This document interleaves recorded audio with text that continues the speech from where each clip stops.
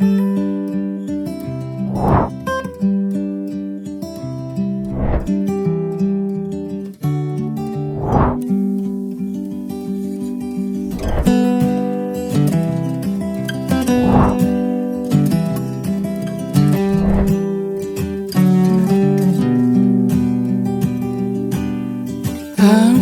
pernah ingin berhenti ketika pekerjaan belum selesai.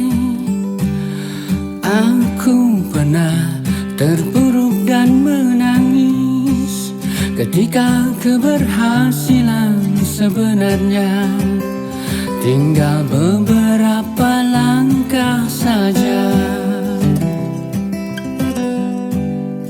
Setelah ditambahkannya ilmu, Masya Allah, itu kita menjadi punya ciri khas. Dengan ciri khas itu orang selalu ingin menampilkan kita. Kita mulai main-main di panggung, tidak kemarin-kemarin 17-an, tetapi ini sudah masuk ke kampus, sudah masuk ke perusahaan, sudah masuk ke event-event gitu ya. Nah, kita itu ditambah lagi, wah, ada semasa kita sehat ya, jadi kita bisa memenuhi segala undangan-undangan yang diamanatkan kepada kita. Setelah itu kita ditambahkan juga ya, kita itu udah di Bandung sekitar 4 tahun merintis gitu ya, kita main di kafe-kafe seperti itu. Dan ini makanya saya agak-agak istilah tadi itu tentang dunia musik ya. Ya, mungkin musik itu bisa menggiring kepada perilaku yang haram. Tetapi pada gilirannya, seingat saya, kami itu tidak pernah menyentuh Homer. Meskipun kita main di klub malam ya. Ini bukan justifikasi, tetapi sharing saja. Kita itu termasuk orang-orang band yang orang menyebutnya, ini band anak mami katanya. Kenapa? Kita nggak minum alkohol. Asli kalau kita keluar masuk ke pub, ke cafe gitu yang menjual alkohol, Kang, badai ngaleut naon? Orange juice, Coca-Cola. Orang teh agak bingung. Nah, ya mah pemain band teh minum alkohol gitu ya. Tetapi itulah kita. Alhamdulillah itu pun disadari sama kami kemudian hari gitu, bahwa Masya Allah, Allah tuh benar-benar melindungi kami. Tetapi, nah ini pada gilirannya nanti seperti apa ya? Nikmat Allah itu untuk kami seperti apa, seperti bagaimana gitu. Nah, setelah dititipi itu, wah, kita juga 4 tahun di Bandung itu, wah, kita pengen rekaman nih gitu ya, karena kita pengen punya sejarah, pengen punya kenang-kenangan, pengen masuk ke industri musik, karena dengan begitu juga selain rating kita akan naik, dan kita juga tentu saja harga kita aja juga akan naik.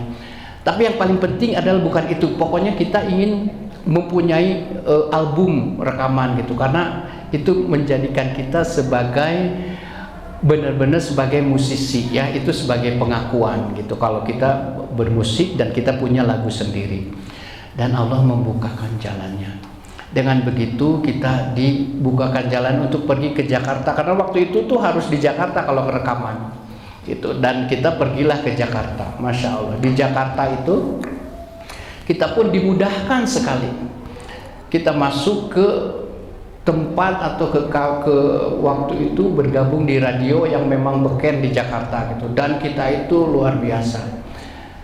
Upami ngemut ayeuna nya moal sanggem eta menghadapi jadwal manggung yang 1 bulan itu kita bisa sampai manggung 15 sampai 20 kali. Jadi artinya teh bisa sampai setiap hari kita bisa manggung. Bahkan ada yang 3 kali manggung teh gitu ya. Bayangkan kalau Allah tidak memberikan kesehatan kepada kita, kekuatan kepada kita, pita suara ini diajak nyanyi, digeberkan. Jadi pita suara ini bisa mengeluarkan suara. Kenapa? Karena dia ini punya membran yang kalau kita sok bapak maya nuju alit sok niupan terompet pak, anu totoet cenah kitunya di tukang balon. Nah, itu teh kurang lebih membran itu adalah pita suara kita. Saat ditiup dia mengeluarkan suara karena ada getaran di pita suara ini. Ini juga udara yang keluar dari diafragma atau dari paru-paru meniup pita suara ini sehingga bergetar dan mengeluarkanlah suara sesuai dengan apa yang kita maksudkan. Jadi kalau kepentingannya bicara, maka keluarnya juga akan seperti itu. Kalau tidak ada pita suara ini, Masya Allah, nah akan begitu aja, tidak keluar suaranya. Nah jadi waktu itu ya manggung teh bisa sampai segitunya. Masya Allah, itu teh harga sebuah perjuangan. Kita main di malam pagi ini, kita main di Stekpi di kampus di Kalibata. Siangnya, sorenya kita main di ulang tahun seorang anak pejabat gitu ya, di Teguh Umar. Nah setelah itu malamnya kita main lagi di kafe, di News Cafe di di Kuningan. Jadi luar biasa kalau membayangkan sekarang. Allahu Akbar, ya Allah, itu benar-benar kalau ini buatan Cina, atau saya ya langsung sekali diaku ke brak ya kunaon da ya soal tenan buatan Cina ya mah. Iya kumaha bisa 3 kali manggung gitu ya.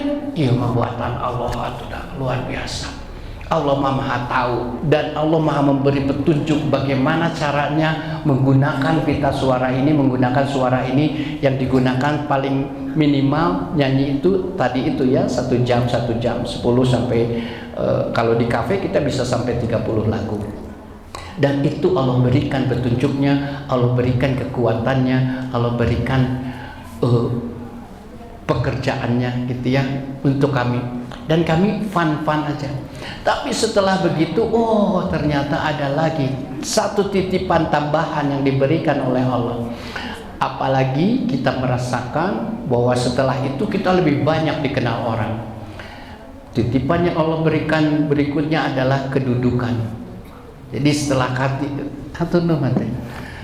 tadi kita diberikan tenaga untuk berjuang ke sana kemari gitu ya, sampai akhirnya terbuka jalan-jalan dan kita ditangkap orang dengan banyak orang gitu, diberi banyak manggung gitu.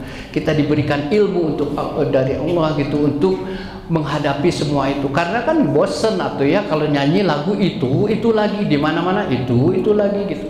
Tetapi Allah tambahkan terus ilmunya gitu untuk bisa menghafal lebih banyak lagu. Berapa kan kira-kira akan menghafal lagu? Mungkin lebih dari 1.500 lagu.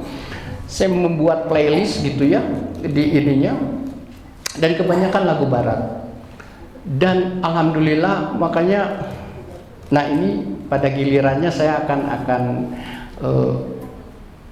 rada menyesalnya tuh ya nanti ya.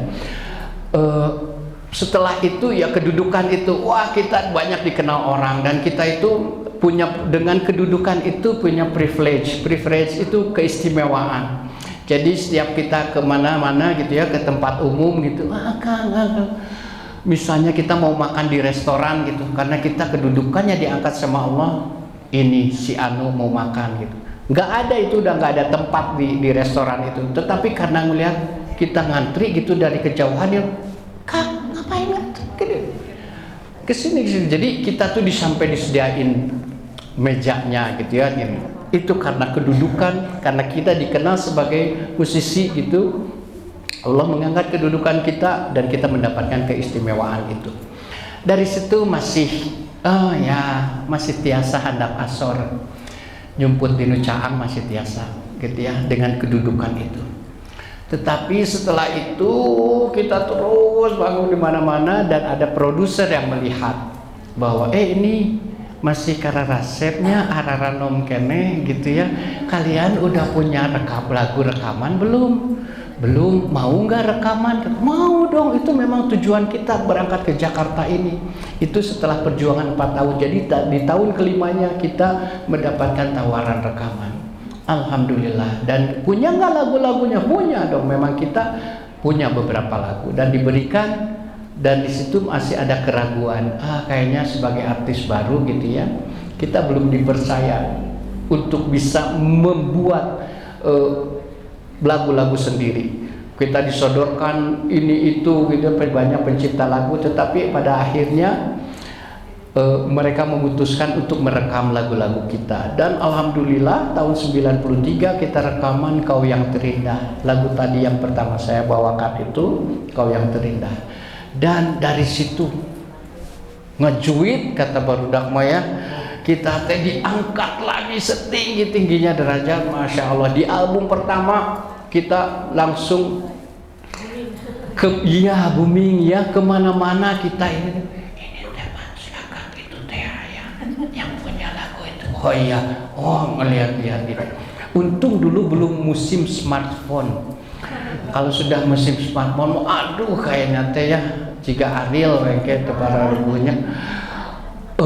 Tetapi waktu itu kita tuh ya masih harus bawa tustel kemana-mana, jadi hanya haharewasan aja di mana-mana.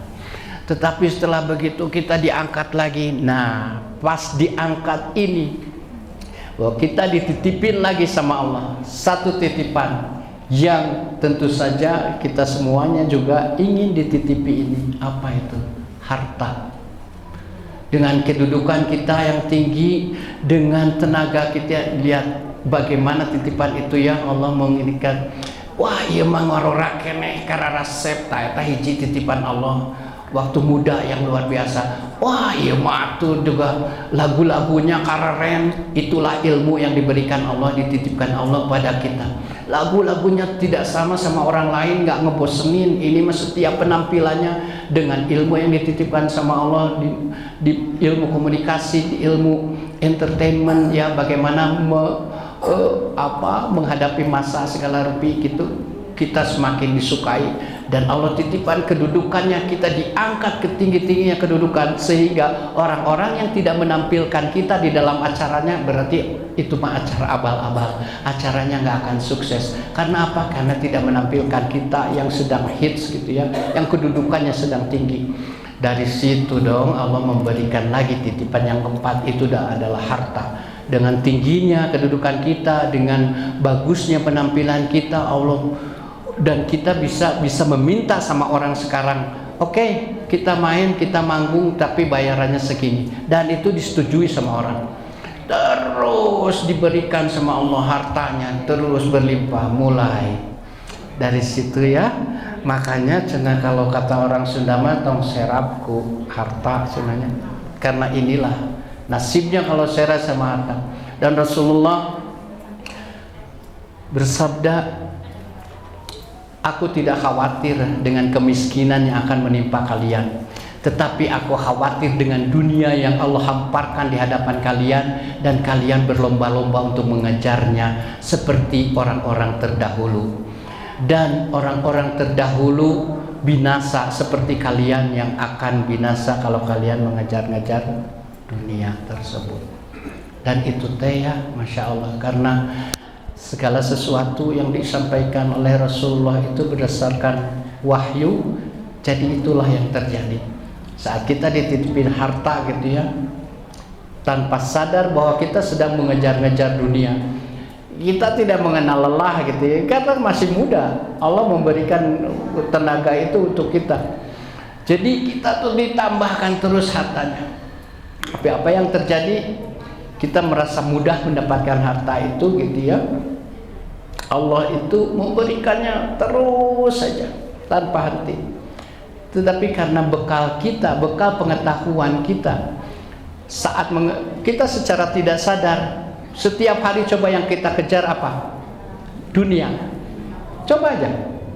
Mau apa? Mau kesini pun ya, ini, aduh ini teh badai kapangaosan ya ibunda ya, badai kapangaosan ini, asa bosen ya teh kerudung teh iya deh, engke manggal heula atuh kerudung ya, meskipun kerudung yang biasa, tetapi kedah gentos kerudung dunia segala rupi.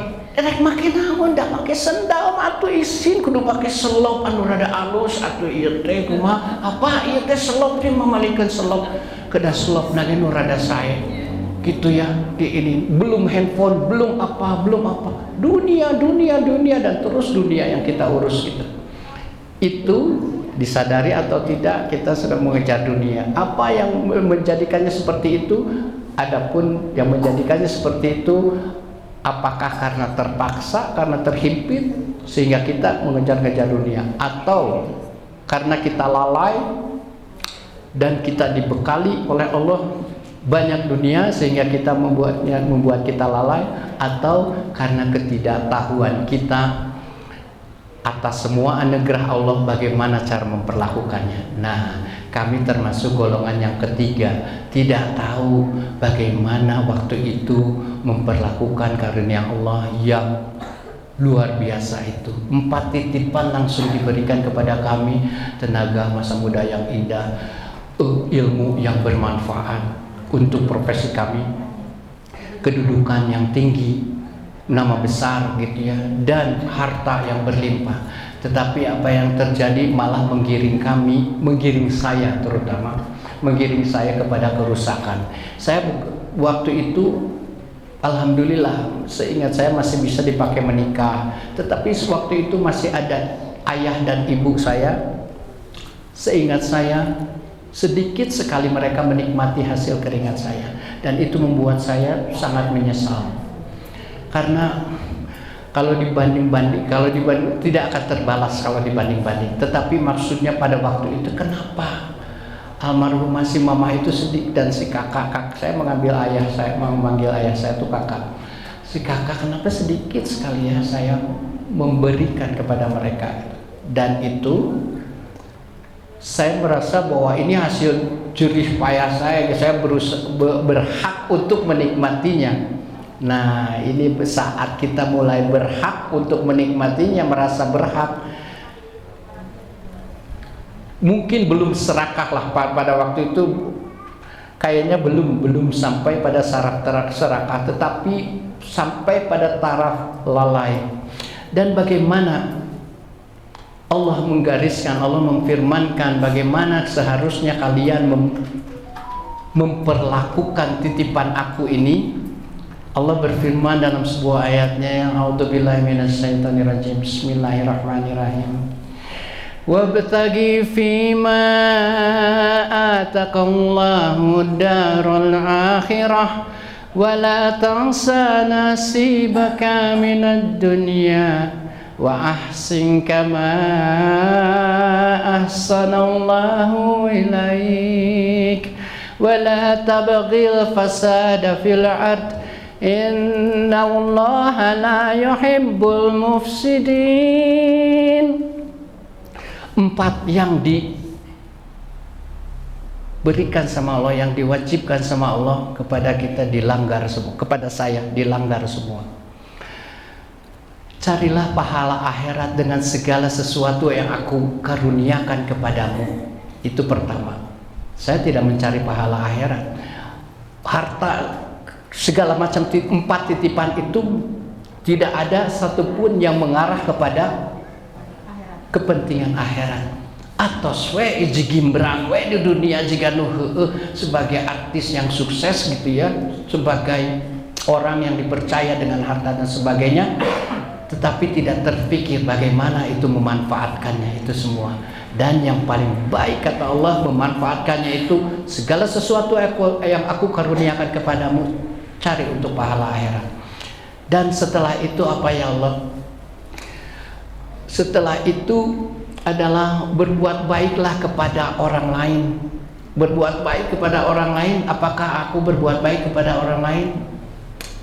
Dalam batas-batas, iya, termasuk sedekah. Artinya juga orang lain juga melihat kita ini sebagai ya serap karena nama besar, beken, dan wah gimana gitu ya dalam pergaulan. Tetapi pada gilirannya di belakang kita mereka juga ngomongin kita gitu ya.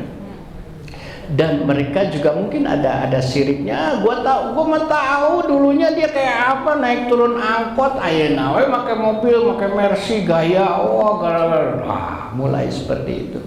Jadi tidak ada kebaikannya, dan kita pun hanya karena kita tidak dibekali pengetahuan untuk seperti itu gitu, jadinya malah tidak mendatangkan kebaikan. Setelah itu apa? Jangan berbuat kerusakan, kata Allah. Jangan berbuat kerusakan itu karena Allah tidak menyukai orang-orang yang berbuat kerusakan. Apa yang termasuk kerusakan di dalamnya? Termasuk kerusakan di dalamnya adalah merusak diri sendiri atau orang lain, atau segala sesuatu yang sudah digariskan Allah dengan baik. Misalnya mulai karena merasa dirinya sudah beken gitu ya, urusan janji misalnya, urusan janji itu bisa mulur 1-2 jam gitu ya, 1 jam 2 jam, dan itu dianggap biasa janji seperti itu. Makanya naudzubillah kalau kita masih ada ibu sumping atau kadia mohon tabus 10-nya, tabus 10 tabus setengah 11, tabus setengah 12, dan itu dianggap biasa, dan itu adalah kerusakan. Jangan dianggap bahwa kerusakan itu micen sampah sembarangan etaman tos puguhnya, micen sampah kasuk ke walungan gitu. Walungan malah tempat sampah, tetapi nah itu kerusakan. Termasuk janji yang tidak menepati janji itu adalah kerusakan, dan Allah tidak menyukai itu. Dan kita itu setelah itu terus aja banyak sekali apa-apa hal-hal yang dilakukan yang tidak sesuai dengan keinginan Allah. Yang paling tidak sesuai dengan keinginan Allah adalah yang tadi itu, bahwa segala sesuatu yang diberikan oleh Allah cari untuk pahala akhirat. Dan yang paling penting adalah wa iz ta'azzana rabbukum la in syakartum la azidannakum wa la in kafartum inna azabi lasadid. Saat Allah memberikan itu, bersyukurlah kepadaku, niscaya aku akan tambah nikmatnya. Tetapi bila kamu ingkar, ingatlah azabku sangat berat, azabku sangat pedih. Kita lupa boro-boro emot bersyukur. Yang tadi aja untuk mencari pahala akhirat aja tuh emot, untuk berbuat baik kepada orang lain sebagaimana Allah berbuat baik kepada, Masya Allah. Bagaimana tadi dari paparan ya Bunda, Ayah, punten, dari paparan yang tadi betapa Allah dalam waktu singkat 6 tahun saja, 6 tahun mengangkat kita ke derajat yang setinggi-tingginya derajat, memberikan kita segala macam kesehatan, ilmu, kedudukan, harta. Tetapi kita lupa bersyukur, tetapi kita tidak bersyukur. Tapi semua itu sudah menjadi takdir ya. Alhamdulillah. Alhamdulillah itu saya berada sekarang ini masih diberi panjang umur sama Allah. Dan yang paling penting, yang paling saya syukuri sekarang adalah Allah masih melembutkan hati saya untuk menerima hidayahnya gitu. Dan Allah masih memberikan kesempatan saya untuk bisa hadir di depan bunda-bunda ini. Ini mah lebih dari job manggung 300 juta. Aslina bisa mendapatkan kesempatan seperti ini ya, berbicara di depan bunda, ayah, memaparkan apa yang terjadi pada kehidupan saya gitu. Itu nggak ada harganya, luar biasa. Karena apa? Karena saya berharap sama Allah dalam rangka mencari pahala akhirat. Bagaimana manawi teh anu nepak ya, ngagubrak. Manawi teh Kang tos ebak tosna gitu ya. Iya ngagubrak. Aduh. Mohon bantal. Saya baca. Apa tadi? Tuh jadi dugi kahilap itu gara-gara bantal aduh ditebak. Mohon ya mencari pahala akhirat. Jadi ini teh saya mau berharapnya apa dari paparan ini. Saya berikut ada dari berapa ini, dari mungkin ada 60 orang di sini, ada 1 orang yang ngalenyepan gitu ya.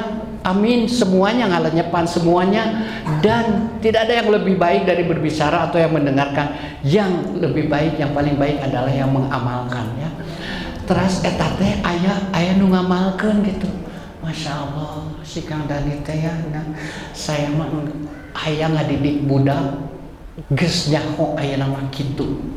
Urang mah aya ngadidik budak teh engke kudu nyaho segala rupi titipan ti Allah teh ieu tah kade ieu celah-celah tidak bersyukurnya teh kieu karena upami teu bersyukur teh akan kieu. Apa yang terjadi? Betul, azab Allah sangat pedih. Dari 6 tahun itu di 2 tahun berikutnya bayangkan ibu ya, ayah, pernah nggak ada orang, ada musisi yang nyanyi sama penyanyi internasional pada waktu itu? Pada masa saya belum ada. Saya bernyanyi sama Simon Le Bon ya, upami ibu mah kayak tinggal we Simon Le Bon teh saha tuh lah. Orang Inggris eta teh. Orang Inggris, grup band teh Duran Duran. Dan itu teh ya, duran-duran teh sebagai impian apa favorit di zaman SMP tahnya. Di zaman SMP saya berarti tahun 82-an, 82 83. Di tahun salapan genep tah atau seberapa puluh tahun kemudian tah, di tahun salapan genep kealaman nyanyi sareng. Ari tadi nama mau ukur aya gambar-gambar nawe di kamarnya, naudzubillah. Oh, aya poster-poster gitu. Wah, dandanan lagi hoyong jiga kieu, potongan rambut hoyong jiga kieu, nyanyi hoyong jiga kieu. Tetapi setelah berpuluh-puluh tahun kemudian eta mah bersanding sareng anjeunna anu aya posterna di kamarnya, Masya Allah. Dan itu Allah ngajejekeunna tinggal. Jadi betapa kalau Allah mayang, wallahu ala kulli syai'in qadir. Allah benar-benar maha berkehendak, maha ngacatekeun segala rupi. Mana teh ngimpi kita ya tinggal ku saya mah dijadikeun, disandingkeun tah nyanyi bareng. Dan itu kan Masya Allah bisa kebayang nggak diangkatnya kedudukan kita, kedudukan saya gitu, luar biasa eta mah. Termasuk da kapungkur maya, termasuk ningali istri gitunya punten kan resep saya janten janten gitu. Naudzubillah, kalakuan itu termasuk fasilitas yang naudzubillah astagfirullahaladzim upami diemut ayeuna nya kalakuan kitu-kitu teuing. Dan itu saya merasa pantas diazab sama Allah, berlaku sama saya tadi ya, wala in kafattum in azabil sadid. Saya merasa pantas. Kenapa merasa pantas? Karena Allahu Akbar, benar terbukti lagi ayat-ayat Allah, tanda-tanda kebesaran Allah bahwa aku ini maha pengasih, maha penyayang. Urang nyepret manehnya, urang nyinter maneh teh kunyaah nya sanes ku geuleuh gitu. Kunaon? Supaya maneh kembali kepada jalan yang benar gitu ya, kata Allah gitu. Wattabi'u ahsana ma ahsanallahu ilaik. Ikuti apa yang aku berikan petunjuk kepada kalian, kebaikan-kebaikan yang ada di dalamnya gitu. Allah mah hoyong menggiring kadinya gitu ya. Maka da upami teu disintre ta ayeuna janten upami kita sebagai orang tua ya sama anak itu ngadangu ieu mah saya paling keselnya upami punten upami di dia mudah-mudahan teu aya bapak ibu nu gaduh putrana gaduh naik motor lu kana potna gandeng kitu teh geuningannya, aduh eta teh tugas sepuh eta teh cik, dan itu wajib dicepret karena itu dolim sama orang, itu mempolusi suara sama orang. Orang komo mundis di gerung-gerung di jalan di gang gitu grang astagfirullahaladzim ieu teh budak saha gitu ya. Dan itu amanat yang diberikan kepada kita dan kita wajib nyetruk. Upami itu digentos knalpotna mama akan jual, papa akan jual ini kan ininya. Mama teresep naon ngagandengan batur yang ngadoliman batur gitu dia kan. Dan itu menjadi kewajiban kita. Termasuk hal-hal lain yang kira-kiranya kenakalan remaja yang sudah menjurus kepada zalim, kita wajib menghentikannya. Kita sebagai orang tua wajib mengingatkannya dan berlaku keras kepada mereka gitu ya. Kunaon kunyaah, karena kunyaah, karena itu memancing keributan dan bisa ya mencelakakan anak kita gitu ya. Nah dengan begitu Allah teh nyintrek saya, itu yang segala yang diberikan kepada saya ya. Yang pertama kali diambil adalah dengan sakit, mulai sakit gitu mah enggak ini. Tetapi yang paling parah adalah bukan yang paling parah ya. Allah teh ningali nah itu bandel pisannya. Ieu teh dikiekeun teu liren, dikitukeun teu liren.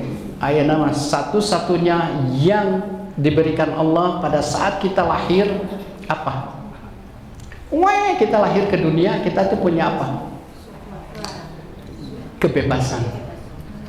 Dan kalau orang sekarang membahasakannya bahwa saat kita lahir itu kita bebas dari, maksudnya bebas dari rahim, dan kita tuh dijamin sama Allah bahwa kita bebas melakukan apapun. Sok mangga ya, kita mau bebas, termasuk memilih agama kita, termasuk melakukan segala sesuatu bebas. La ikraha fiddin. Allah memberikan kebebasan kepada kita.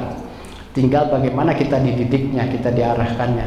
Dan yang kedua, di tangan kanan kita kebebasan, di tangan kiri kita adalah hukum. Saat bayi lahir itu sudah dijamin hukum, makanya harus diaktakan akta lahir ya gitunya. Nah, ada ketentuan hukum. Dari situ itulah satu-satunya yang tersisa pertama kali diambil adalah itu kebebasan saya. Kebebasan saya diambil, dimasukkan ke dalam penjara.